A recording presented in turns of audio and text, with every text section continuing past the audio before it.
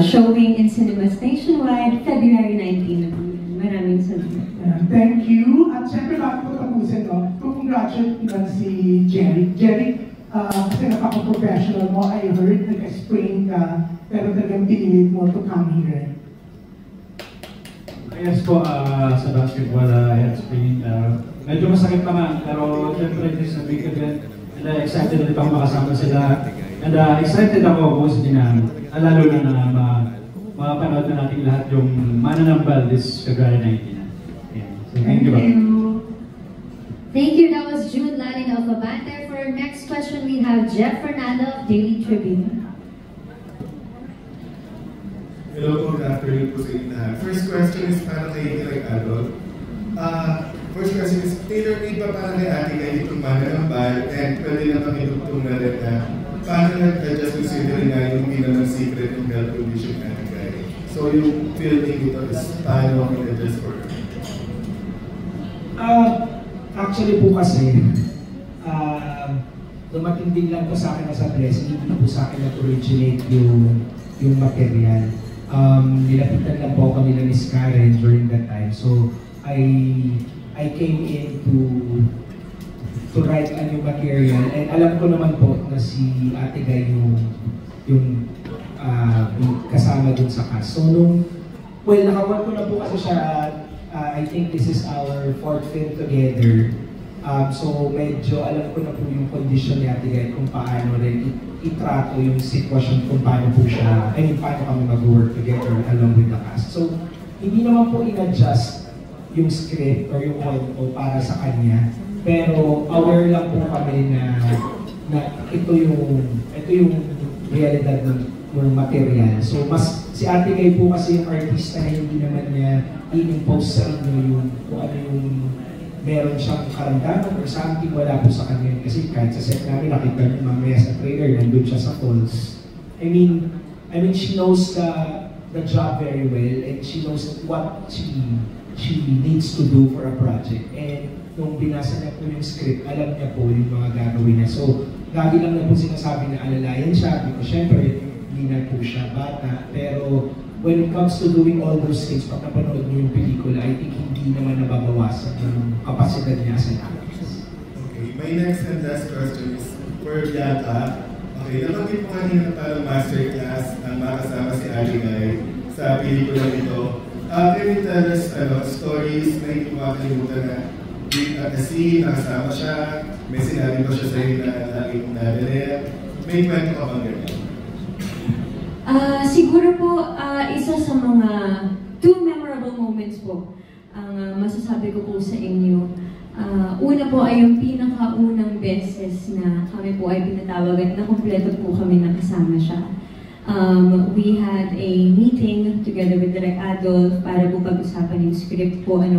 Tapos po, dumating po si Ate Guy. And actually, that moment, we weren't sure if she was going to arrive because nga po Ate Guy is in a very sensitive condition. Kaya po napag-usap po na yun, in my head, somehow I was wishing and hoping na mamimit ko kaya siya ngayong araw. Pero kung hindi, ayos lang din. Pero kung oo, it would be wonderful kasi naririnig ko lang po yung mga storya niya, po sa mga, sa lola ko po, sa mga tita ko po na talagang naging fans po niya, mga pelikula niya.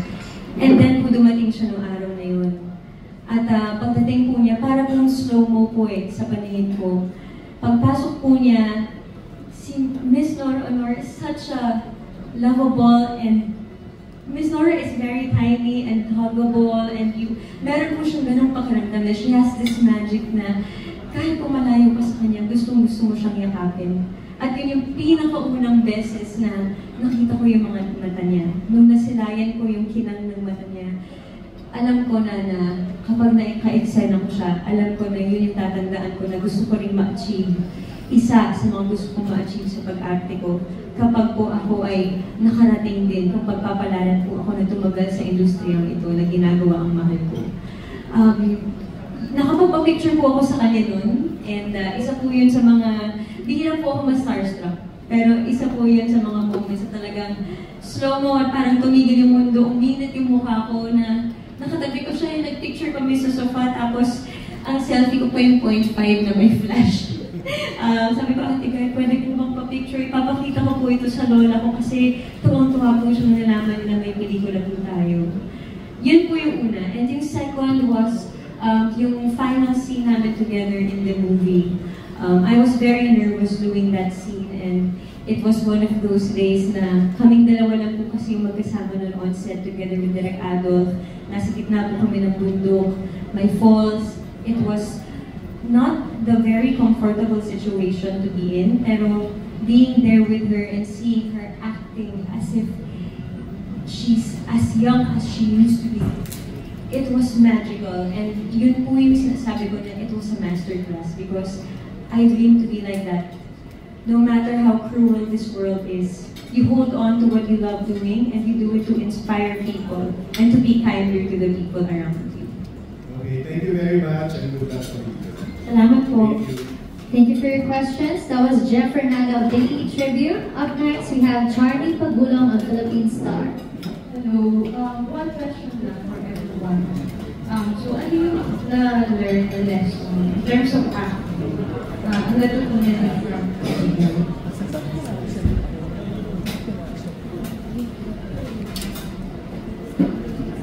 Anyone would like to answer first? Ako kasi nakatrabaho ko na si Nanay sa isang teleserye. And nakatrabaho ko rin siya before sa isang pelikula. Kahit saglit lang, pero talagang yung siguro yung tatataka sa eksena, tatataka sa co-actor mo, tatataka sa ka-eksena mo. Yung give and take, yung pag-moment mo hindi ka sasapawan, alam mo yun, pag-moment niya, isi-share niya sa'yo. Ganon. Kahit hindi niya sabihin yun, pinaparamdam niya sa co-actor niya. At naramdaman ko yun nung mga naka-eksena ko siya, nakatrabaho ko siya. So, for me, yun. Kailangan makapag-share ka rin sa co-actor mo, hindi mo siya sasapawan. Yun.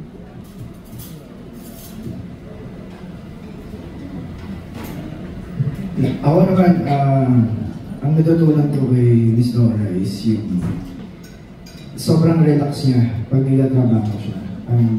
Alam na alam niya yung ginagawa niya. Hindi siya nagpapadala sa kung ano man yung meron sa paligid. And yung mata niya kasi, kahit wala kayo sa eksena, parang sabi nga hindi kumikinang, totoong kumikinang talaga yung mata niya. Which is, yun yung kumukuha ng connection sa inyo pag magka-eksena kayo. So, titignan mo lang siya, affected ka na. So, napakadaling makarelate sa pakiramdam na nararamdaman niya kasi nga, nagtatranscend sa mata niya. Hindi ko alam kung paano niya yung ginagawa. So, habang magka-eksena kami or sa mga ibang eksena niya, pinapanood ko siya sa monitor, kung ano ba yung tumatakbo sa isip niya. So, hindi ko rin alam kung ano yun, pero sobrang sarap niya panoorin habang nagtatrabaho kasi parang alam na alam niya yung ginagawa niya and parang pa rin siyang bata. Totoo yun. Na parang despite sa nangyayari o sa kalagayan niya, ibibigay niya pa rin yung best of best niya para doon sa kailangan niya doon. So, feeling ko makakatulong yun sa younger generation like us. Parang hindi mo kailangan magpadala sa circumstances na nangyayari. So, relax lang, alamin mo yung trabaho mo, and maniwala ka lang. Yun yung nakita ko sa kanya. So, yun yung natutunan ko sa konting panahon. Yeah. Isang bagay na nagustuhan ko o napakwasan o natutunan dahil kapag si Ate Guy naman ang ka-eksena mo, alam naman natin na sobrang galing niya, hindi mo na kailangan i-effort, i-pressure o pilitin yung pag-arte mo kasi kapag alam mo naman, tingin pa lang ni Miss Nora, kung pagkatao mo, mararamdaman na eh. Kaya hindi mo kailangan kontrahin yun, isuko mo lang, ibigay mo kasi pag naramdaman mo, kusa ka na rin pag-aarte. Hindi magiging OA. Makikita naman yun na nararamdaman niya talaga si Miss Nora kasi tama yung reaksyon, yung emosyon ng ginagawa niya. At yun yung parang moment na dati i-cherish mo hanggang pagtanda ko yung ganung pangyayari. Hindi ko yung makakalimutan. At pinagpapasalamat ko rin yun sa ating director, sa aming producer na kami yung napili rito at parang once in a lifetime lang siya. Kaya kailangan kunin mo yung moment. Diba? Ako naman po, it was my third time na kasi na makawork si Nanay Guy. And napaka-interesting ng question kung ano natutunan sa kanya. Doon sa 3 beses na naka-work ko siya, ang hirap kasi talaga ipaliwanag kung paano niya ginagawa yung acting niya. Kasi pag titingnan mo siya, hindi siya gumagalaw, hindi siya malikot, hindi malaki ang acting niya. Is the eyes talaga eh, yung soul, yung purity, ni Nanay Guy. And I remember nung humingi ako ng advice sa kanya. Kung paano ang advice yung bibigay niya sa akin, sabi niya lang is yung natural lang. Yun ang sinabi niya sa akin, huwag kang sabi niya sa akin, huwag kang mag-method, gano'n, huwag kang gawin kung ano-ano. Yung natural lang, kung ano lang yung nasa puso mo, yung soul mo, gano'n. So, sa tingin ko, hanggang ngayon, naguguluhan pa rin talaga ako yung paano,